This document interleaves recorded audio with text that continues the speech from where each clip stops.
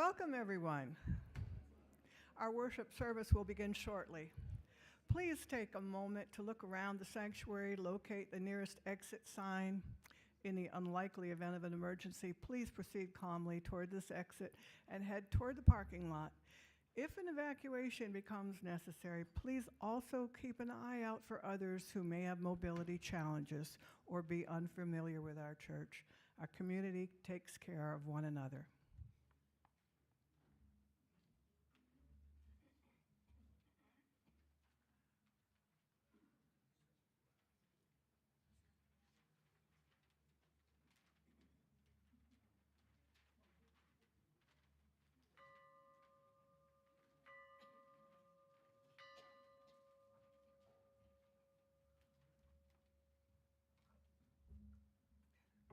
Back so soon. Good morning. My name is Leslie Sandoval. I'm delighted to be your worship associate this morning. Please take a moment to put your mind, your spirit, and your cell phones in worship mode. We welcome everyone here and online to the Unitarian Universalist Church of Roanoke. We're glad you're with us. Please take a moment to turn or stand if you wish to greet those joining us online. For anyone online who wishes to share your joys and concerns during the Lifelines portion of the service, please put them in the chat in the next 15 minutes. We acknowledge that our church resides on the traditional lands of the Tutelo and Monacan nations and was later farmed and developed through slave labor. We recognize and respect the ongoing connection to this land by generations of Black, Indigenous, and other people of color. May our gratitude and fellowship here echo and honor that rich history. And now would you join me in reading our words of welcome. Whoever you are, whomever you love, however you express your identity, whatever your situation in life, whatever your experience of the holy, as you come seeking love, your presence here is a gift. Whether you are filled with sadness or overflowing with joy, needing to be alone with yourself, or eager to engage with others, all who welcome all are welcome here. And our covenant. We commit to supporting each other with respect and direct communication as we work in community to explore spiritual growth and to be a force for good in the world. Our opening song is hymn 325, and we've got a slide for it for you. I'll play it and sing it. This is a beautiful and short hymn that I hope we'll learn as a congregation and incorporate into our worship. So here it is. Love makes a bridge from heart to heart and hand to hand. Love finds a way when laws are blind and freedom banned. Would you stand and join me if you're inclined? Love makes a bridge from heart to heart and hand to hand. Love finds a way when laws are blind and freedom banned. Love breaks the walls of language, gender, class, and age. Love breaks the windows of every cage. Love makes a world that force and fear have beaten down. Love breaks the chains and gives us strength to stand our ground. Love rings the bells of wanted birth and wedding day. Love guides the hands that miss more than words can say. Love makes a bridge that winds may shake, yet not destroy. Love carries faith in life and death to endless joy. Thank you. Well, thank you I also, again, Scott keeps finding these things in the hymnal that I'm like, I don't know, I've never heard that one. You like it? Cool. That was beautiful. Thank you for bringing that to us. Good morning. I am the Reverend Jen Raffensperger. My pronouns are she, her, hers, and it is my honor to serve as the minister of the Unitarian Universalist Church of Roanoke, and I'm so glad to see so many of you here on this beautiful late spring morning. We have a very special Sunday today. It is a poetry Sunday. Now, we've done some open mics, and we'll continue to do it in between Christmas and New Year's, and that kind of end of the year, we'll have people share whatever they'd like, whether they wrote it or not, just things that catch their fancy. But today, I am so thrilled that I have been able to invite just a small portion of the talented poets in this congregation. And please, poets, if you missed your chance, I reached out to people I had talked about this idea with prior, but this is not the last time that we are going to do this. So if you are interested in being a part of the next time we do a Poetry Sunday, please reach out to me. That's RevJen, REVJEN, at uuroanoke.org. So the theme today is distance. I picked it. I used my prerogative. But in the future, I'm going to open that up to a vote between the poets or nominations from the poets themselves. I just thought to kick us off, I would stop I don't know, what do you want to do? So I chose it. As you may know, I use poetry as scripture a great deal. Poets, I think, have an insight into the world that my verbosity sometimes bars me from. But as I said, today's theme is distance. And so for our opening words this morning, I'm sharing a few thoughts from poet Rainer Maria Rilke, although in this case it's the form of some of his prose writing from the compilation called Rilke on Love and Other Difficulties, Translations and Considerations. A togetherness between two people is an impossibility, and where it seems nevertheless to exist, it is a narrowing, a reciprocal agreement which robs either one party or both of his fullest freedom and development. But once the realization is accepted that even between the closest human beings, infinite distances continue to exist, a wonderful living side by side can grow up if they succeed in loving the distance between them, which makes it possible for each to see the other whole and against a wide sky. So now I will invite Leslie to light our chalice, which I didn't light the little thing. So here's here we go, yep.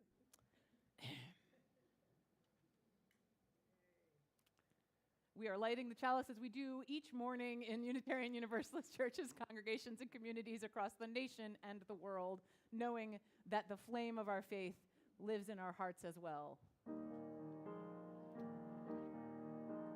May the light we now kindle inspire us to use our powers to heal and not to harm, to help and not to hinder, to bless and not to curse, to serve you, O Spirit of life.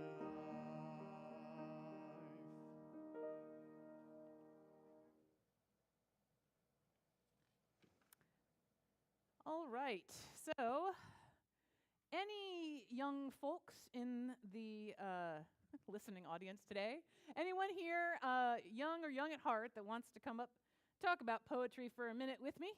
Come on forward before we sing you out. You can come on up here, have a seat, have a kneel. Don't make yourself too comfortable because we got a lot of poets to get to, but I want to ask, how many of you have heard of Shel Silverstein? A little bit, a little bit, a little bit. Okay, adults, I know, a lot of you have. This belies my age, which is one of the first poets that I learned to love when I was your age was Shel Silverstein, because I had a book called Where the Sidewalk Ends, which has a bunch of really great poems in it for kids. Or yes, yeah, exactly. It's the same. you have the light in the attic. And actually, I didn't have that one growing up. So that one was one that I was like, oh, I don't know it as well. But yeah, it's the same person who wrote them. So Light in the Attic, he wrote The Giving Tree. We're not talking about The Giving Tree today. But he wrote for adults as well. But he wrote, this is one of my favorites, and it's very short. So I'm going to share it with you right now. It's called Listen to the Mustn'ts.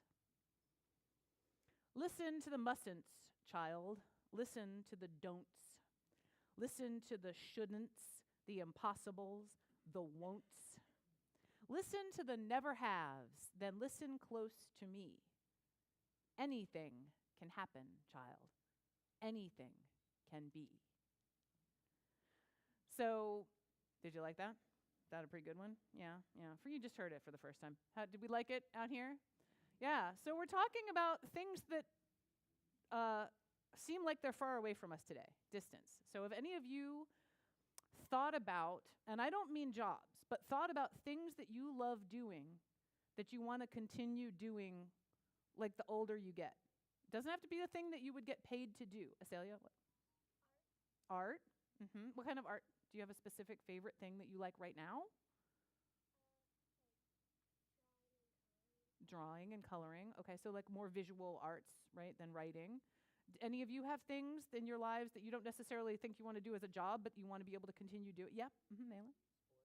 Sports, right. So there's a lot of value in pursuing sports, even if you're not going to be like a professional athlete, right? There's still other things you enjoy about it. Anyone else? Yeah. Roller skating. Oh, that's a great choice. Yeah, and you want to just be able to keep doing it because it's fun, right? Because you really enjoy it. That's great. Yes. Sleeping. Well, look, it's going to be a problem if you don't continue to do that into adulthood, but it is a great thing to do. It is a great thing to do. Yes. Sports also. More sports. All right. So there's lots of things we want to do that maybe feel like, what kind of sport? Oh, yeah. What kind of sport? Do you have a favorite right now? Running for Malin. What was your favorite right now? Soccer. And he's baseball from Luke. Okay, so we've got people who may not necessarily be playing in the World Cup, or maybe you will. I don't want to take that dream away. Roller derby is something, see, that's, if you're like roller skating now, you could eventually learn to do roller derby, right, as you get older. Roller derby is a great sport. So, yeah, I can't skate anymore. Anyway, so we're thinking about the things we might want to do, and sometimes there are messages, especially about art, and sometimes about sports, not necessarily about sleep, that society says, well, that's nice, you can do that, but like leave that behind.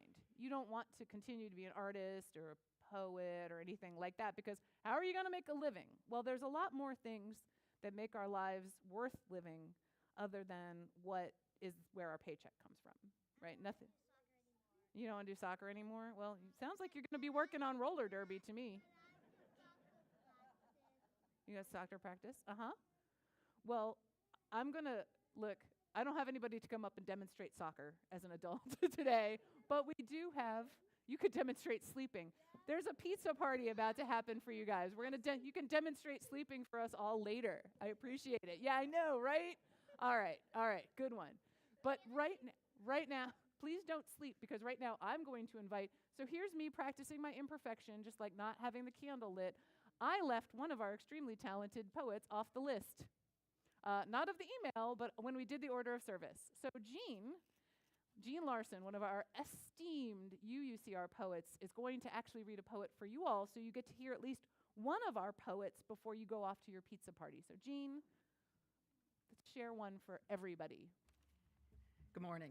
So the theme was distance, remember, and in this poem, which is titled, "Let Them Eat Smoke," says my protest sign, I'm really thinking about how do we cross the distance from despair to hope, right? So this poem is set at the very end of March, just this past spring, and the speaker is feeling quite distant from the country in which she finds herself living, for reasons that Betsy Biesenbach outlines splendidly in an op-ed piece in this morning's Roanoke Times. She is also feeling distanced from a world in which corporate profits matter more than clean air. And as a result, she's distanced from her body mind. As the poem kind of gets going, he's got a feeling like a gymnast has when they're in the middle of a flippo and they lose their spatial orientation. They don't know where they are. They call it the twisties sometimes. Last thing, she's also a little worried about her relationship with AI. So, let them eat smoke, says my protest sign. Brush fires in Nebraska partially contained 800,000 acres charred so far. The snowpack thin this year. Red flag warnings all over the Midwest. DC, they're betting in the Situation Room, not that one, Polymarket's pop-up bar, on a super El Nino coming, on the war, on the 25th for 47. Here, making that signboard, I'm lost in midair. I clutch my Sharpie, the letters shake, my twisties won't quit, my psychodystonia. That last I made up. AI admired my fakeroo, a heavy-hitting, striking term, evoking a heart that beats out of rhythm with the clock. Like, it suggests, guitar strings wound too tight? Maybe the best name's open heart depression. That's a thing for realsies. Cardiac blues, the Aussies call it, caused by valve replacement, by blasts of fumes from firestorms or from bridges bombed, by moisture shortfalls and human aridity. At Elmwood Park, the music unfurls a rainbow banner. Dulcimer, djembe, banjo. Y'all means all. The sun-pumped grass slopes down to the mics, hazy with ghosts. The war killed, the deported. A grifter would sell this wavering air as April fresh. It's unseasonable March. Kids shout. The crowd exhales. Hold on, we sing, my dear ones. Here comes a mic squeals. The dawn, a stranger grins. Hold on.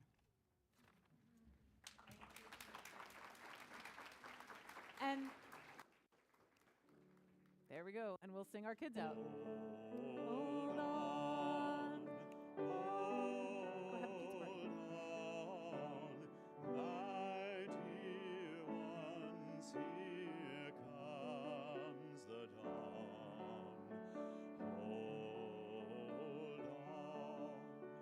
Hold on, my dear ones, here comes the dawn.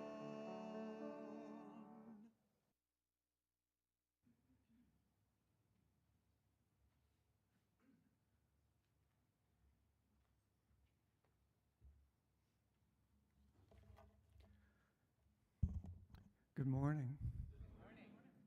Hold on, here comes some poetry. I've just got 4 short poems to read. One is political, 2 are personal, and one is, I guess, almost cosmic. A distant memory. I Google U.S. Constitution and boom, it's right there. Roe v. Wade evaporates and the image on my screen judders and fades. Trump uses emergency powers to bypass Congress and my screen goes blank.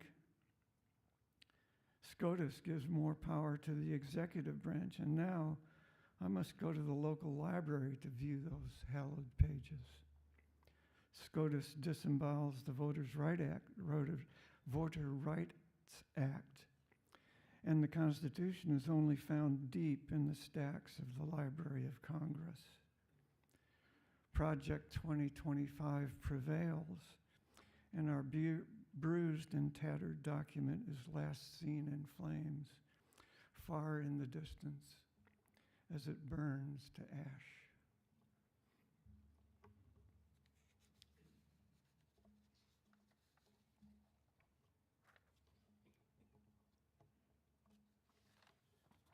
This next one is in honor of the woman who got me into writing poetry. She's no longer with us. It's called A Picture of Trish. It is but a hazy Xerox copy of a photograph, her essence already twice removed from my presence. Yet her eyes penetrate that distance now and for an eternity. She looks straight into the camera as if all of her questions would be burned into the film inside.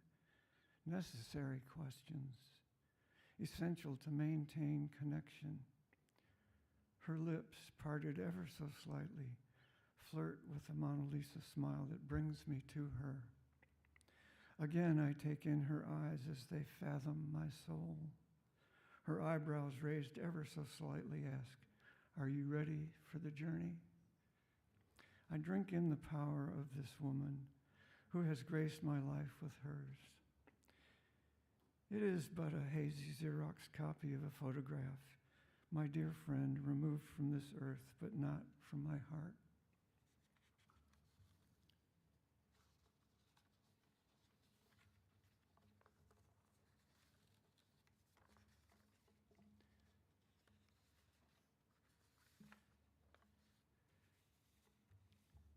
This one's There is a Price to Pay. And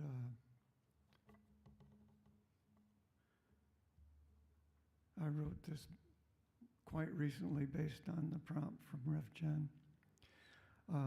There is a price to pay for fear, for staying on the fringe, then cringe when eyes pan in my direction as I erect a suitable defense perimeter, permitting no one to enter. Always on alert, my eyes avert direct contact, a contract to be avoided at all costs in the bottomless quest for security. Caution is key, a careful dance around the chance that a disastrous faux pas might occur, or emotions stir beyond acceptable limits. Memories vague, recall plagued by lack of access to relivable emotions that were never there. Only fear. Oh yes, I was there and I did that. But where is the color, the taste, the lasting human bond? The price I have paid is an irrevocable distance. One more, if I can find it. This is one of the first poems I ever wrote. It's called A Magnificent Sky. Prodigious clouds, crisp yet soft, filigreed edges feathered out, overlay a bright full moon whose light draws me to her. Through the tracery, onward into the deep azure realm of the so perfectly near, yet vast distance between us. Thank you.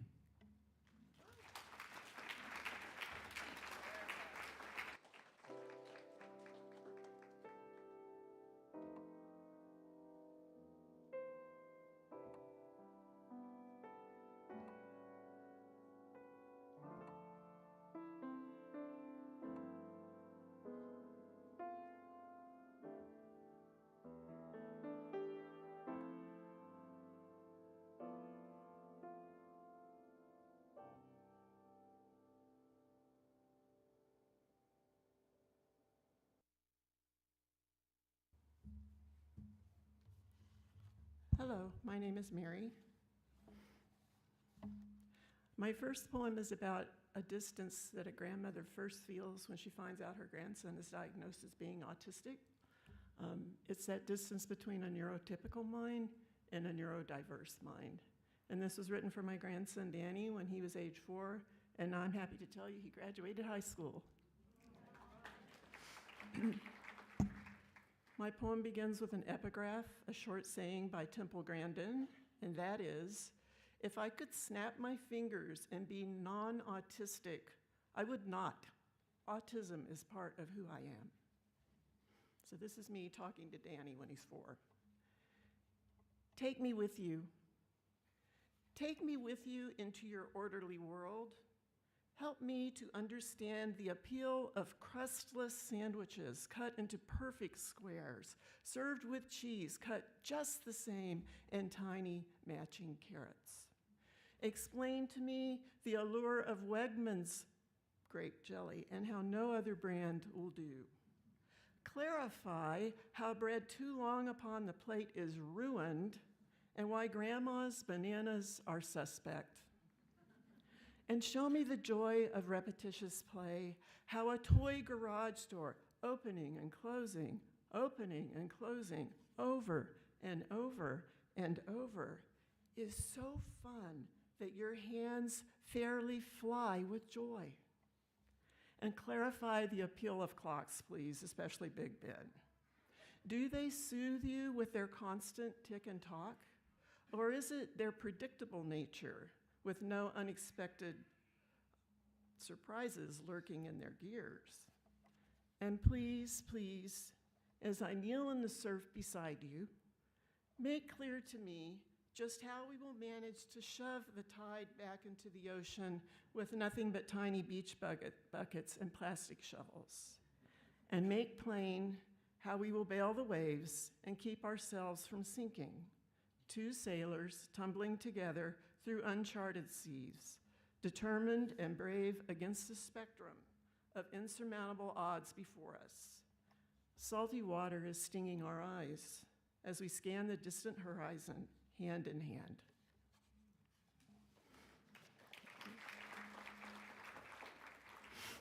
And this one I wrote for my son. My son was a sonar tech on the U.S. Nevada submarine, so his job was to listen to the ocean. He wouldn't tell me what for, but he told me what he heard instead. And one of the things he heard was a tiny shrimp that clicks and is really loud, and they're called Aphiades, so you're going to hear that word in this poem. Sonar tech with ear to sea. He glides beneath the polar ice, my sailor son in subs, submerged, listening, ear to sea. Alphiade with snapping claw, spew bubbles, racing, popping, chattering in decibels severe. Well song floats in melody, answered like, and in return, lilting beauty is what he hears. And still, he listens on and on through walls of steel that creak and groan. He holds his post and perseveres.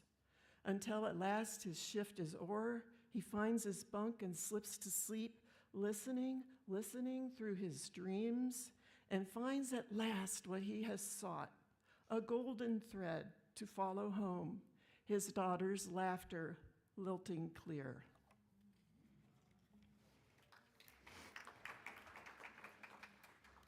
So that one to me was like a distance that's so big it can't be breached when you're separated and when you're in the service.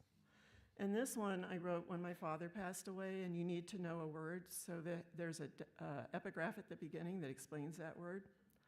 Olalu, a definition. Olalu, one of the ancient forms of lamentation sung or chanted by the Irish over the dead. Olalu for father. There was no banshee to foretell your passing, simply a hospice nurse gathering us to your bedside, 6 women who loved you, keeping silent vigil. Outside the window, a cardinal's lamentation rang soft and sweet, its lilting song, a soft summoning, calling, calling. The sun set itself gently, skirting through the tree limbs, to dapple its golden light across your face, its laying on of hands, a final benediction. Together they worked, sound and light, luring your west to Elysium, to warm streams, laughter, endless wine, and music. Until finally you slipped away into luminous mystery, leaving us, our 6 voices, keening. Thank you.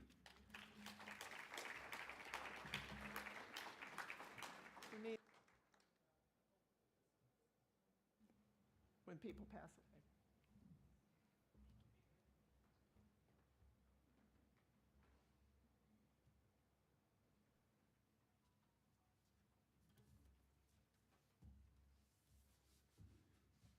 This song is about someone who wants to put distance between herself and where she is right now.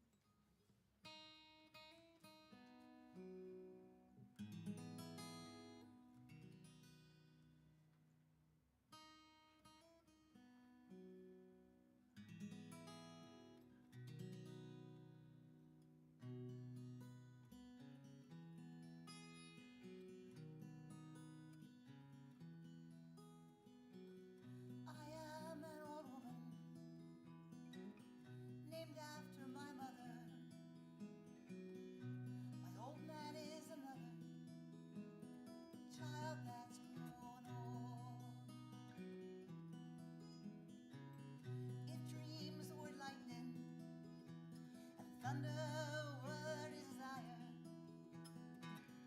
this old house would have burned down a long time ago. Make me an angel that flies from Montgomery. Make me a poster of an old rodeo. Just give me one thing that I can hold on to believe in this living's just a hard way to go. When I was a young girl, I had a cowboy. He weren't much to look at, just a free rounding man. But that was a long time, and no matter how I try, the years just flow by like a broken down dam.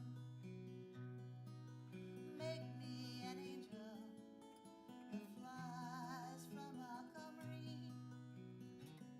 Make me a poster of an old rodeo. Just give me one thing that I can hold on to believe in this living's just a hard way to go. There's flies in the kitchen, I can hear 'em buzzing. I ain't done nothing since I woke up today. How the hell can a person go to work in the morning, come home in the evening with nothing to say?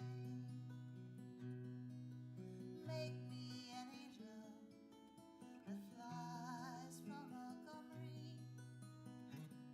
Make me a poster of an old rodeo.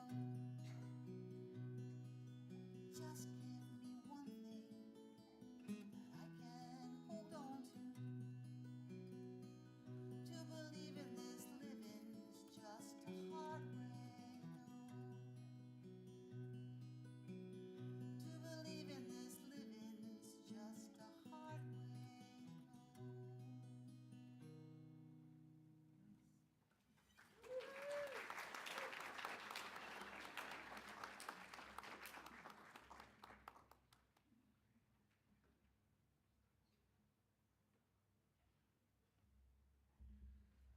Oh, thank you, Betsy. That was gorgeous. I've heard that song a million times, but I think that was definitely one of the best versions of it. So I wrote a few poems a couple of years back when I was in a writers group at the Smith Mountain Lake, and Oddly enough, they seem to be very fitting to today's theme. Know him? The man across the cove must sit behind dark windows. I don't know him. I could cross the water in my little boat, leave cookies on his dock. I'll probably never visit. Would I want to? His house, as his wife left it, silk flowers entombed in dust. He'd likely bore me with stories of battles in an Asian jungle or a hostile office. He might slam a fist, rant on about his daughter, her babies by 3 different men. His fat, smelly beagle would drag a wet dolly over my foot. He'd offer me a bourbon. The ice would taste of onions. I've seen him a few times. He mowed the lawn, a tight crosshatch, his brown flannel shirt pasted to the narrow, stooped shoulders. I'm guessing he's alone. Never saw a wife, or she's in bed, or could she be in the cellar? Under the dark, dank, gray floor? How sad that I'll probably never know him.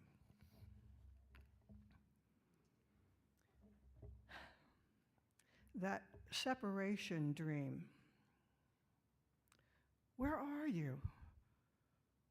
Here's that dream again of loss. We're in a dark theater, Moroccan, like the huge old ones of our childhood. I've looked for you, but as I said, it's dark. There's a familiarity in the crowd. We're neighbors in a small town. I'm moving by inches down the aisle behind a cigar-smoking man so large that he blocks my view. You're somewhere across the sea of seats and heads. Now there's a comic show on stage. 3 faces emerge from a stone wall. Someone, I hope it's not a computer, makes rocks slide in and out of the wall to animate the faces. They sing several silly songs and stop. The stage is dark now, and everyone is expected to be asleep. Most are. A lovely, polite stillness. Now I hear your voice from the back, calling my name loud enough to wake everyone. I rush out to the lobby and find you. I'm so angry that you caused this scene. I slap your face, and you cry like a child before I pull you to me in forgiveness.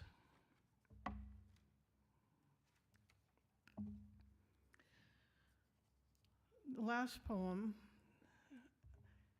I wrote while I was in the Eastern Shore, and the pressure of the wind from the water just made this come to me as one piece. The oysterman's wife hears wind come up, remembers her laundry out back, leaves her sleeping man and dog and flickering TV, hurries through bay-stained hall, past boots and gray-green waiters. The porch light catches flapping sheets, a beacon on endangered sails. She pauses in the brackish wind. Her eyelids feel its pressure across the tumbling dark. No tentative buffeting breeze for a handkerchief regatta. Its ardent push lifts her hair and wraps the thin robe around her legs. Skin memory, standing in an outgoing tide, waist deep, she dug her heels into hard sand. For that moment she became the tide, filled with its flowing power. Tonight she needs to be the wind, to rise and move above the dancing ocean, rolling over dunes of stunted pine. She skims marsh foam, sulfur mud, and bleached shell. She bends the silky necks of reeds, then riles the weary Chesapeake. Closer, bolder, she strides across the Tread Avon River, makes mischief music on porch screens. She sings, shwee, shoo, shoo. She plucks and plinks the stays of a pale sailboat double anchored in her cove. She scoots its hull between cat's paws, wonders who's inside. Perhaps a certain man. His lantern glows. He's hunkered down with bourbon and a book. He's opened the hatch to watch the tallow moon swing. He will look toward shore, see her shadow against billowing white as she gathers linens. His message arrives. It flows over her cheeks and arms, slows away the years, carries them aloft with memories of urgent nights in wind like this. Thank you.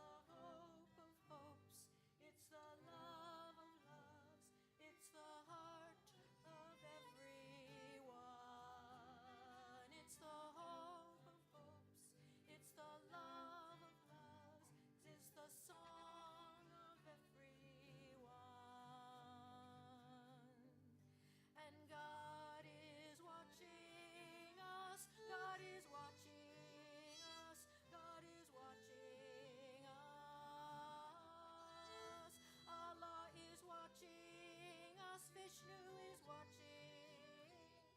A great spirit is watching us.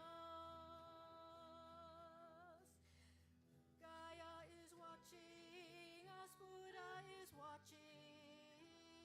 The spirit of life is watching us. They are watching us from a distance.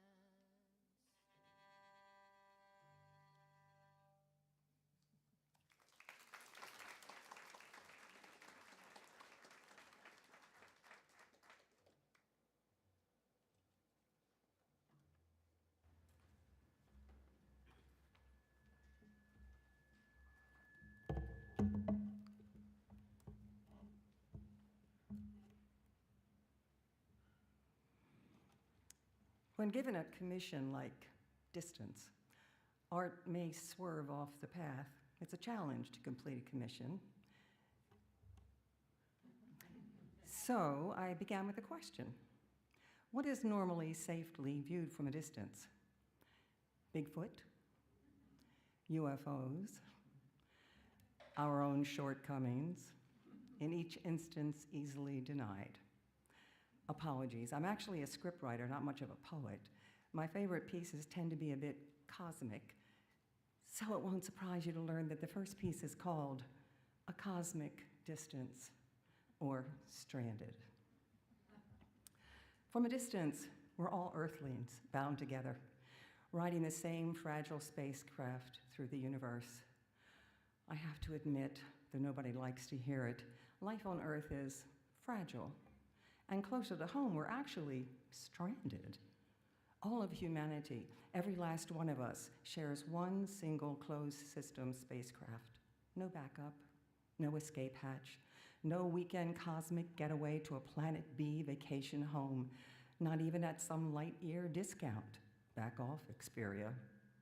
No, on this, the third rock from the sun from which we can keep no distance, we are all stranded in a paradise that's under threat. Just thought I'd mention that. But I mean, compare it to other planets. Nobody will be putting down roots on a gassy giant. There's no taking a deep breath of fresh air where there is no air. Oh, note to Elon Musk. And if you think the summers are hot here, whew, pack lighter. Our paradise has an expiration date, though. Sorry to bring this up. It's determined by our sun. In 5 billion more years, our sun's huge supplies of hydrogen will have given out. Old Faithful will have gone the distance, evolving into a red giant, when it will cease to be our friend and it swallows us whole. At its current age, our sun may be nearing its halfway mark, in terms of billions of years, you understand, so plenty of time for us to sort everything out. We won't, but there's still time. It would be good, meantime, to acknowledge that on this paradise, there is no implied distance between us. To the earth, there are no borders. There are no nations. Note to DJT. That's all a construct of earthlings, each made of 84 minerals, 23 elements, and 8 gallons of water spread across 38 trillion cells, and who I should acknowledge are also fragile. So, we're a unique, borderless green and blue rocky orb peeking through endless banks of white clouds as we hurtle, spinning slightly atip, together on a carnival ride through space at the behest of our sun and the laws of cosmic physics. In other words, relax. The sun is still doing its job, glowing at a safe distance. The earth is still solid under our feet for the most part. Spring, indifferent and uninvited, has come round again, and nothing is under our control. By the way, thanks for sharing the ride.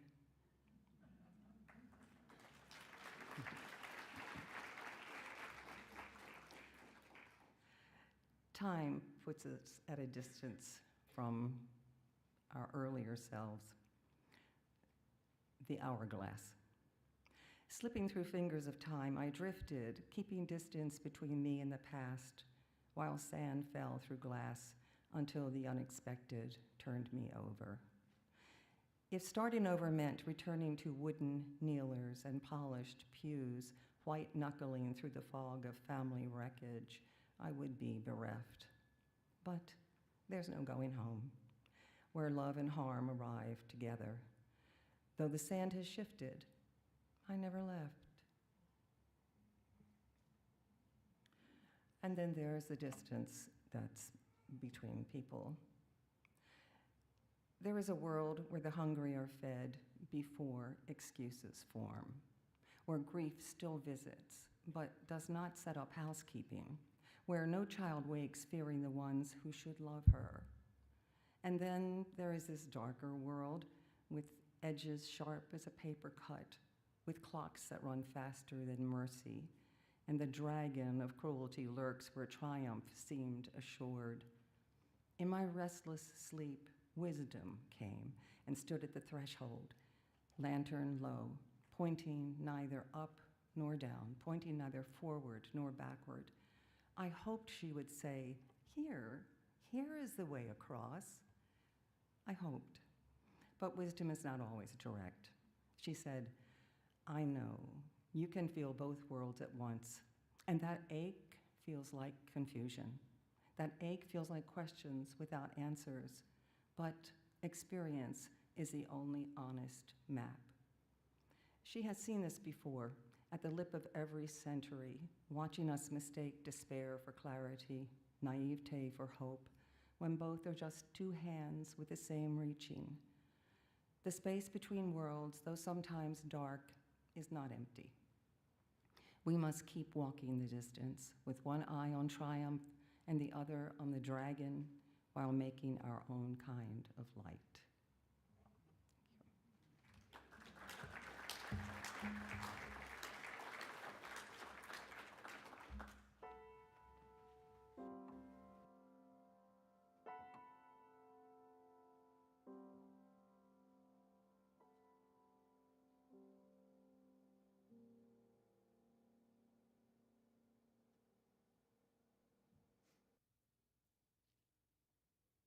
Wow. Thank you, poets. The beauty of alchemy that happens when you give a prompt, a commission, is that you get more facets, more views, more reflections than any one person could ever reflect. We've heard beautiful songs written by others, and we've heard beautiful thoughts, spiritual, social, political, personal, knowing that actually all of those things are of a piece with one another.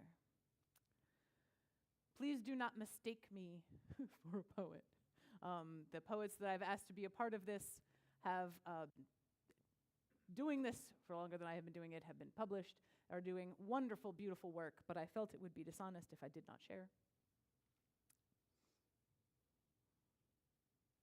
From the next room, thrum of a rock tumbler, lace agate, speeding up the work of world enough and time, ocean and river and every tumbled hill. Jasper tracing the way from what was, 1,000 quartz colors on either bank. Sunstone, skipped in childhood, moonstone, promises broken. Labradorite, lonely. Carnelian, a reawakening, citrine, healing. That heart-shaped stone someone sold you, smooth for your pocket, left behind.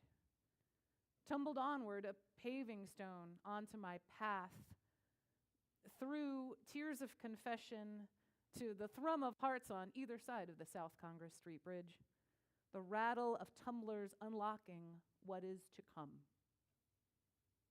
Turquoise, hope. Larimar, your eyes. Moss agate, lace again, skipping ahead into a future as unexpected as it is welcome.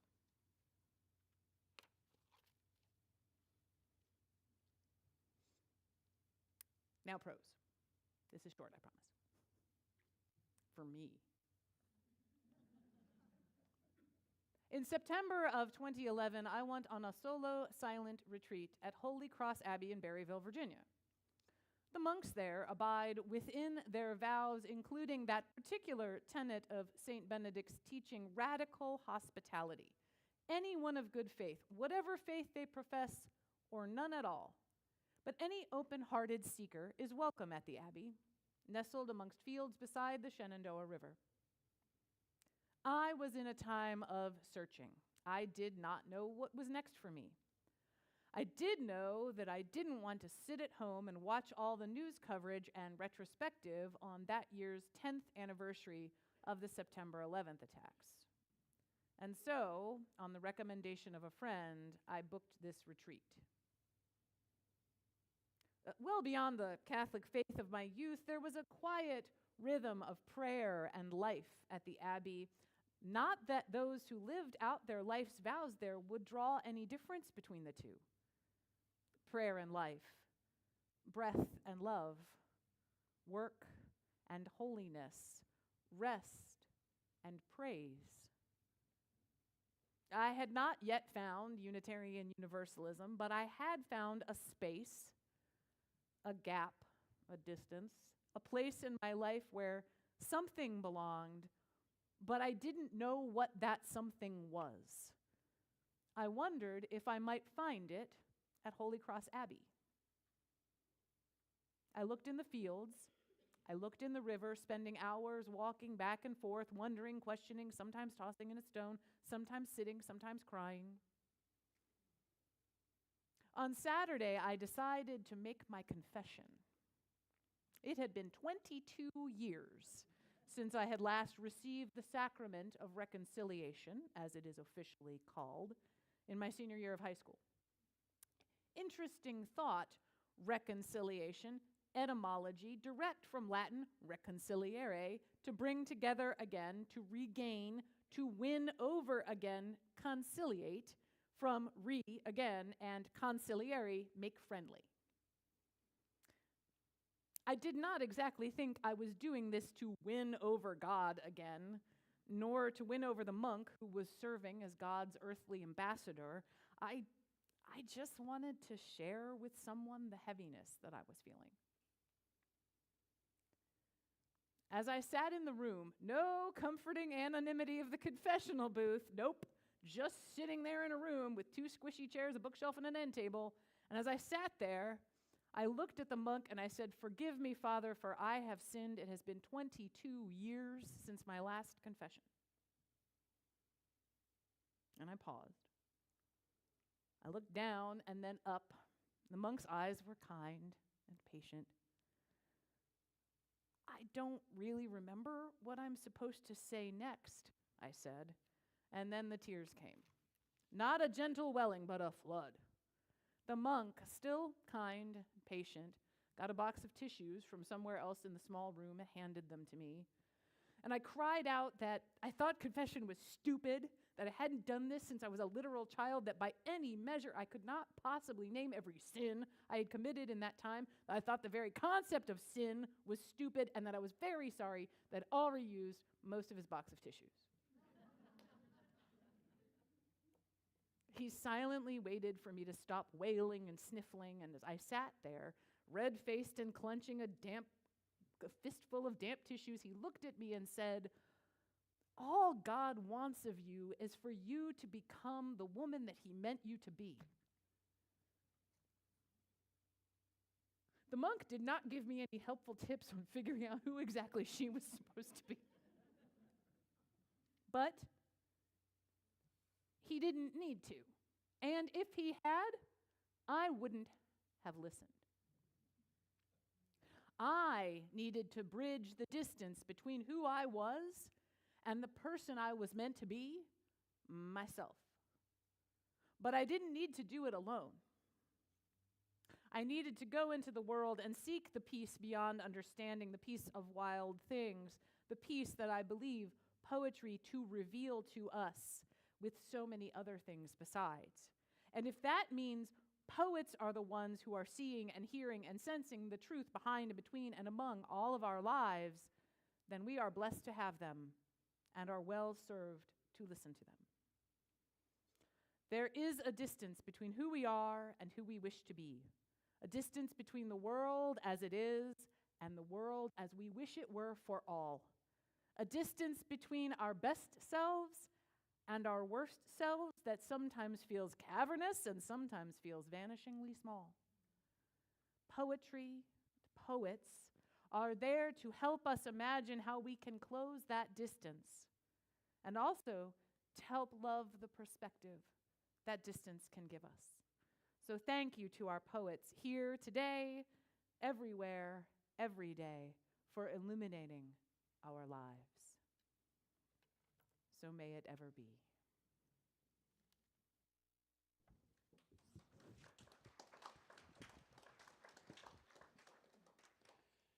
This is a poem that takes a different tack on distance. It considers the myth of Persephone.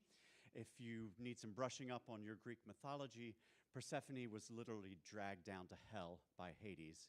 And when the other gods tried to free her, Hades tricked her and caused her to eat pomegranates, so she has to spend half of eternity there and half on earth. And please, don't applaud.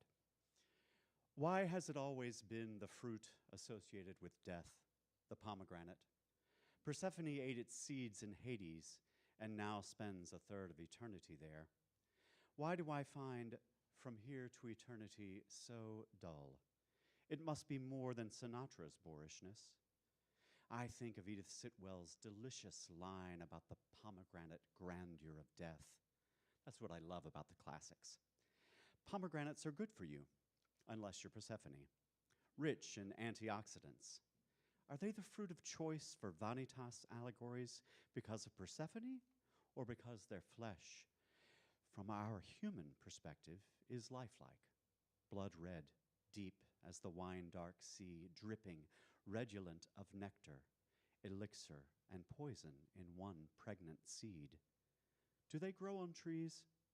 Funny, the things we take into ourselves without knowing whence they came, like strangers, lovers, gods.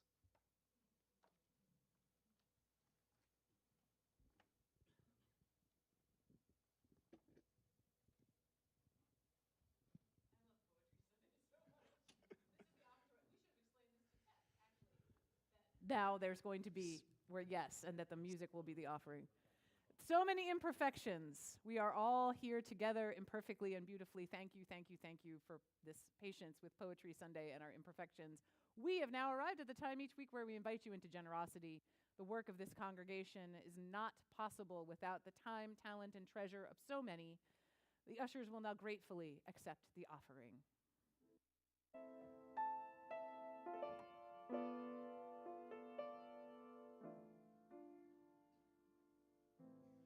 I remember sky,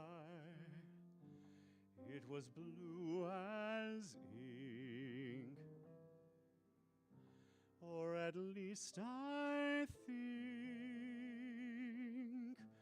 I remember sky,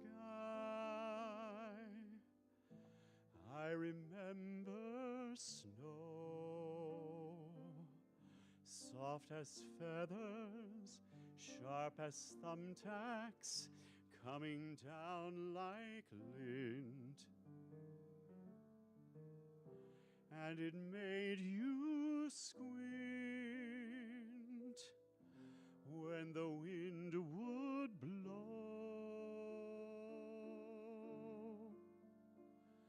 And ice like vinyl on the streets, cold as silver, white as sheets, rain like strings and changing things like leaves. I remember leaves, green as spearmint, crisp as paper. I remember trees, up as coat racks spread like broken umbrellas, and parks and bridges, ponds and zoos, ruddy faces, muddy shoes, light and noise and bees and boys and days.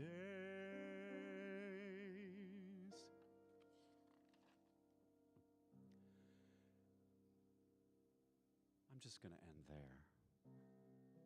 I'll sing the rest of the song on the next Poetry Sunday.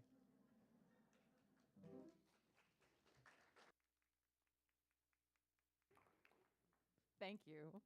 And thank you for your generosity.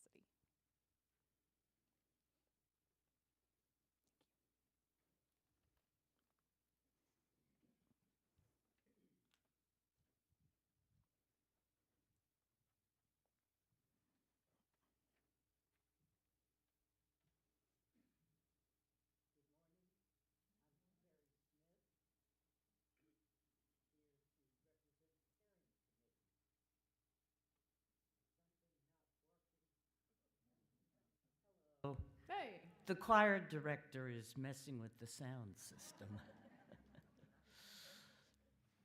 I'm very happy to let you know I have a special invitation for everyone here. There will be a celebration on June the 14th. Rosalie Sutherland will be celebrating her 100th birthday.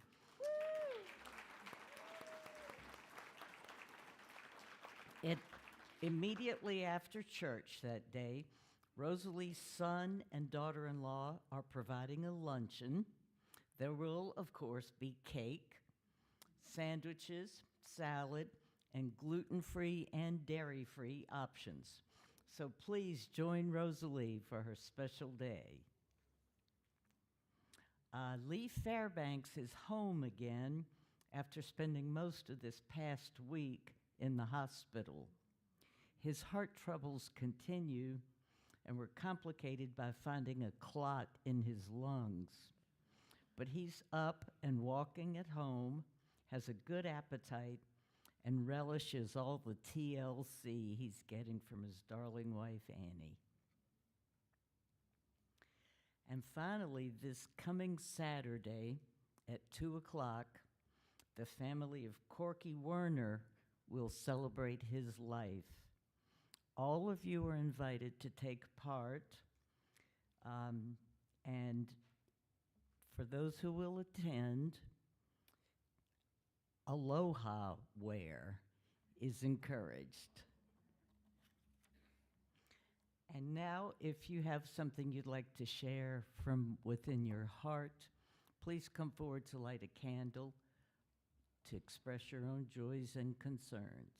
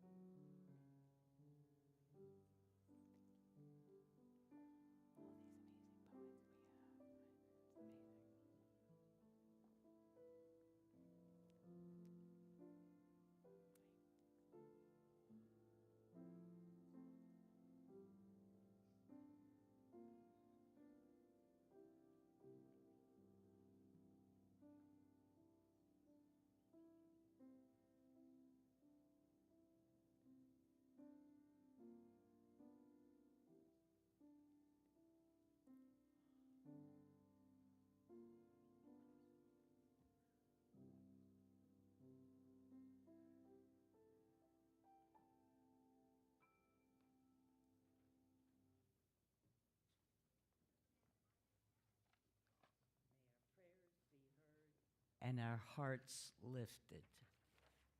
Thank you, Terry. Thank you for your patience, everyone. This has been an exceptionally overflowing with beautiful gifts service, and we will be drawing to a conclusion soon. I will light this candle for every talented poet and amazing unheard poet sitting here hearing my voice who's like, I want to do that next time. So let me know. And for every person who gives the gift of art to the world, this one is for you. And as always, we light one candle each week for all of those joining us online. Though you are not physically present in our sanctuary, you are with us in spirit.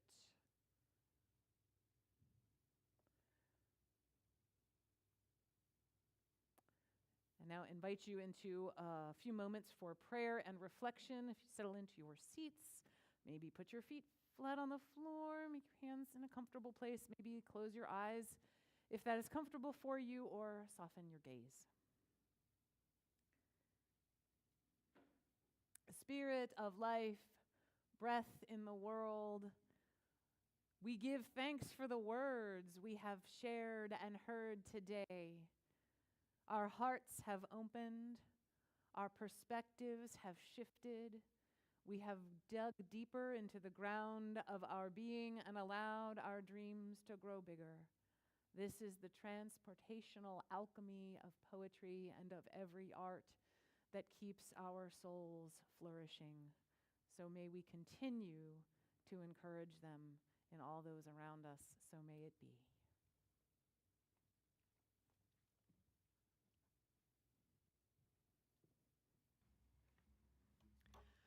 Now, as we draw close to the end of our time together in worship this week, we turn our attention from the joys and concerns within our hearts and to the work of the week ahead. We'll begin with a few announcements. Next Sunday, June 7th, is our annual congregational meeting, and you should have received an email with the annual report. If you are a member of UUCR, you're eligible to vote in next week's meeting.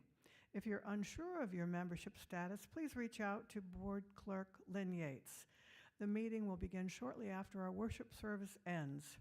Today, our Pride Committee is holding a bake sale in the Fellowship Hall following the service to benefit Ray Frank's charity ride in support of the transgender community and the LGBTQIA+ community at large. Pick up a tasty treat and support this cause that is more important now than ever. A reminder from the Green Team that the monthly Climate and Clean Energy Rally will be held at 12:15 today on the church corner. And you have a chance to pick up something from the bake sale and then join the rally. It runs for an hour, but you can come and leave as you must. We are especially inviting kids and their families to join us. We have signs and chairs for those who need them, and noisemakers for the kids. We hope to see you on the corner. And a little note from Mangala here. Her topic today at 12:30 will be on Sufism. So if you're curious about that, please talk to Mangala. Thank you. Thank you, Leslie. And oh, you got too comfortable, I was going to say. Well, that's okay. So Rosalie's luncheon was already covered in Lifelines. We do want to invite folks. Sunday, June 14th is going to be a big Sunday because it's also our Pride Sunday. Our Pride Committee, who's hard at work with your bake sale back there today, is also going to be hard at work with a really meaningful service for you all on Sunday the 14th. So between that and celebrating Rosalie's 100th and having a wonderful lunch together, it sounds like you really don't want to miss the 14th of June. I will now invite Leslie to extinguish our chalice as we join with Unitarian Universalist churches, congregations, and communities around the nation and the world in extinguishing the flame of our chalice within our sanctuaries, knowing the light of faith burns on within our hearts. And that's my benediction, too. How about that? How about them apples? All right. Yes. Well, we're going to sing one verse of Not in Vain, the Distance Beacons, and I think you might recognize the tune. Go ahead and stand if you want. Start to inch towards the bake sale. I totally get that. All right.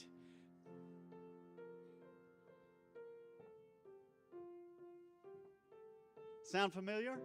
And not in vain the distant winds beacons, forward, forward, let us range. Let the great world spin forever down the ringing grooves of change. Through the shadow of the globe, we sweep ahead to heights sublime. We, the heirs of all the ages, in the foremost files of time. Peace. Go buy baked goods. Hooray.